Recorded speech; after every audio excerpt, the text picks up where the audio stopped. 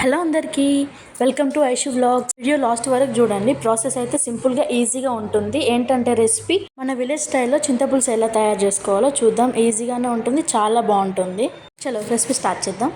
కొంచెం చింతపండు తీసుకొని వాటర్లో 10 నిమిషాలు నానబెట్టాలి. తర్వాత దానికి ఉన్న గుజ్జుని ఇలా రసంలో చేసుకోవాలి.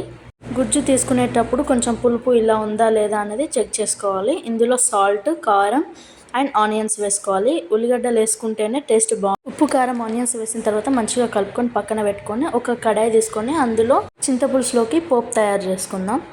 ఫస్ట్ అయితే 2 టేబుల్ స్పూన్స్ ఆయిల్ వేసుకొని ఇందులో కొంచెం జీలకర్ర వేసుకొని ఎండుమిర్చి 2 అయితే సరిపోతుంది, అవి కూడా వేసుకోవాలి. ఆ తర్వాత కరివేపాకు వేసుకోవాలి. ఎండుమిర్చి, కరివేపాకు గోల్డెన్ కలర్ వచ్చిన తర్వాత ఇందులో లైట్గా పసుపు వేసుకోవాలి, కొంచెమే వేసుకోవాలి. ఇప్పుడంతా ఫ్రై అయిపోయిన తర్వాత మనం ముందుగా రెడీ చేసి పెట్టుకున్న చింతపండు రసం ఉంది కదా, అది ఈ పోపులో వేసుకోవాలి. ఇప్పుడు స్మెల్ అయితే చాలా బాగుంటుంది, టేస్ట్ అయితే అదిరిపోతుంది. ట్రై చేయండి, సింపుల్గా ఈజీగా బాగుంటుంది. మన ఇంట్లో ఉన్న ఐటమ్స్తో చింతపండు మన పచ్చిపులుసు కూడా అనొచ్చు. అంతే, మన విలేజ్ స్టైల్ పచ్చిపులుసు రెడీ అయిపోయింది. చూడండి ఎంత బాగుందో, టేస్ట్ అయితే అదిరిపోద్ది. మీరైతే తినొచ్చు. ఇందులోకి కాంబినేషన్ మామిడికాయ పచ్చడి అండ్ ఆమ్లెట్ కూడా చాలా బాగుంటుంది. మీరు కూడా ట్రై చేయండి. మరిన్ని రెసిపీస్ కోసం ఛానల్ని సబ్స్క్రైబ్ చేసుకోండి. Don't forget. Thank you for watching.